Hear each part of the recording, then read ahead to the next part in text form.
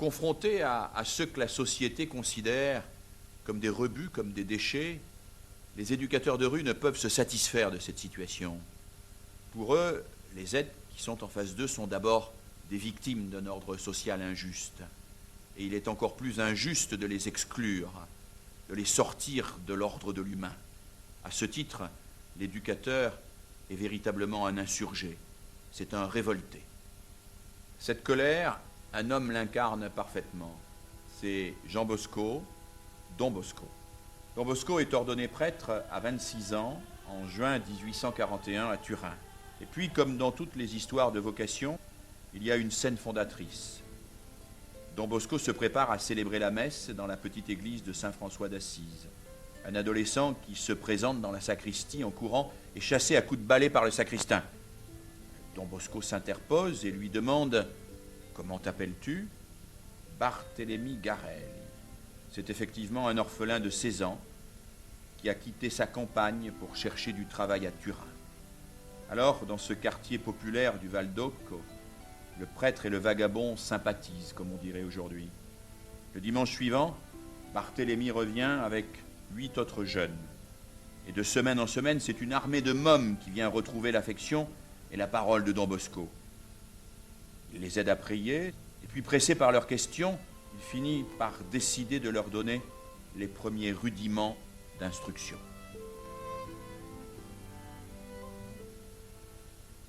Don Bosco avait des talents de psychologue extraordinaires. Il savait très vite comprendre la souffrance de l'autre et ne pas s'y appesantir.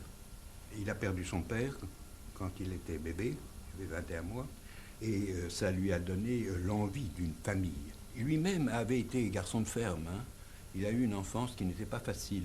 Et en étant garçon de ferme, il aimait faire de l'acrobatie.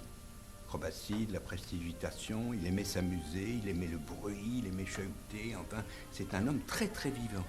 Et donc il a voulu transmettre cela. Don Bosco accordait beaucoup d'importance à l'ambiance, disant que les jeunes ne seront capables de grandir que dans un climat d'affection et de confiance. Toute la naissance de l'œuvre de Don Bosco démarra à partir d'une rencontre de jeunes qui amènent ses copains, et Don Bosco voulut répondre à leurs besoins. Rapidement, la tâche devient trop lourde pour un seul homme, et il appela parmi les plus anciens des jeunes donc à sa rescousse. Don Bosco n'a jamais véritablement élaboré une théorie systématique de l'éducation. Il faut donc donner au moins quelques principes à ses éducateurs.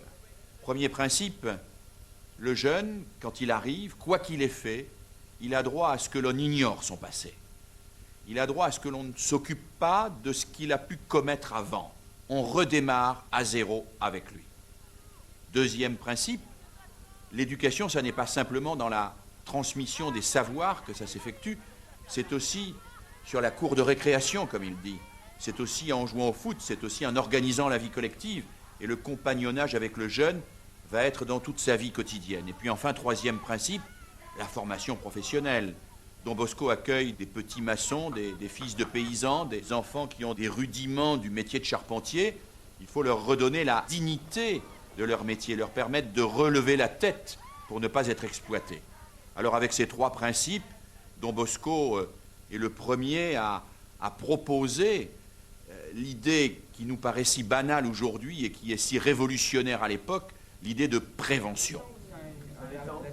C'est-à-dire que si tu veux, tu as la Bièvre, tu as un petit ruisseau, tu as un barrage, et puis après tu as des tanks ici. Et il y avait plein de pêcheurs, etc.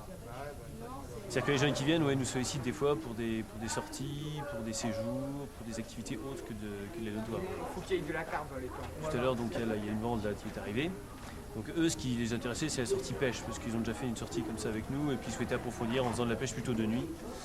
Donc voilà, quoi. Ils viennent nous solliciter, et puis après nous on retravaille avec eux par rendez-vous, par petite rencontre. On met en place ce projet avec eux, quoi. C'est les jeunes que j'ai connus soit au soutien scolaire, soit à l'animation de rue, soit dans le travail de rue, quand je passe dans la cité, ou quand on passe avec les membres de l'équipe. Et puis d'autres que j'ai emmenés aussi déjà en camp ou en séjour, qui souhaitent approfondir, qui souhaitent découvrir d'autres choses, quoi.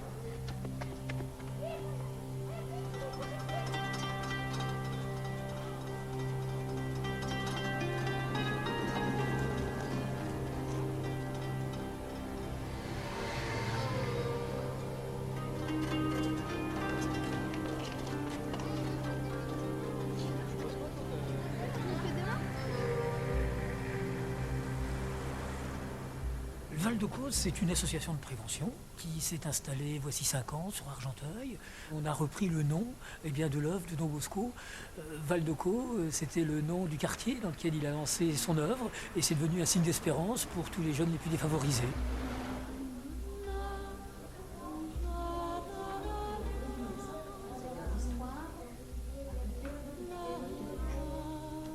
Celui-là. Et pourquoi? Samantha, c'est à cause de l'image. Moi, c'est à cause du titre. Alors, tu choisirais lequel, toi? Moi, je choisirais. Le choix est difficile. C'est super.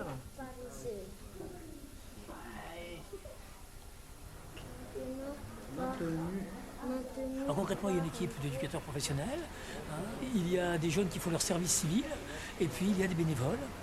Et on essaie de développer la réussite scolaire des enfants en se disant que l'échec, il y a souvent des facteurs un peu psychologiques. Le plus gros, c'est le déficit d'attention.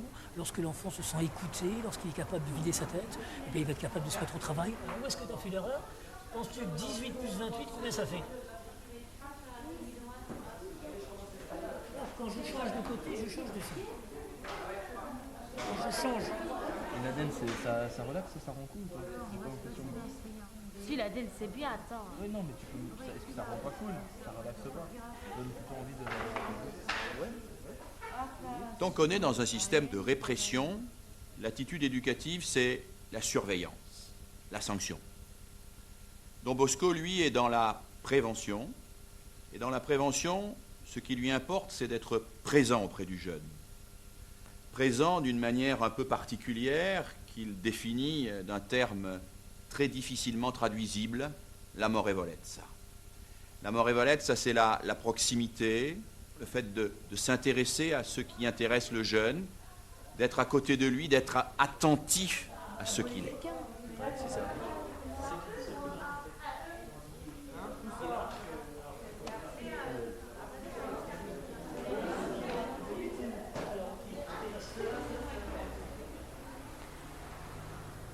Moi, je crois qu'il y a beaucoup de travail qui se fait sur le seuil. Alors, on accorde beaucoup d'importance à l'accueil, à ce temps de sas, entre le moment où ils viennent de chez eux et le moment où ils se mettent au travail, dans cette relation donc, de proximité confiante. C'est tout un climat et c'est vrai qu'on aime bien parler de maison du Val-de-Caux parce que ça traduit un petit peu cet esprit de famille qu'on essaie de vivre. Non, non, c'est lui dire bonjour. D'accord. On va voir Manu. Écoute, Manu, il doit être là. L'amorevolezza, c'est une véritable alliance contre l'adversité. Tout enfant, tout bébé, depuis la naissance jusqu'à la mort, est entouré d'une espèce de nuage, comme ça, d'adversité. D'adversité potentielle, d'adversité réelle. Bon, c'est ça, je crois, le grand fondement de la signification que Don Bosco donne à la relation, n'est-ce pas? Et je ne comprends pas du tout qu'on ait traduit l'expression amorevolezza par tendresse affectueuse. Enfin, c'est stupide dans l'esprit de Don Bosco. La séduction et cette alliance n'étaient pas une fin en soi, mais c'était un moyen, si vous voulez, de donner de la force. C'est ce qu'on appellerait en psychanalyse une source de force phallique, voyez, pour aller plus loin.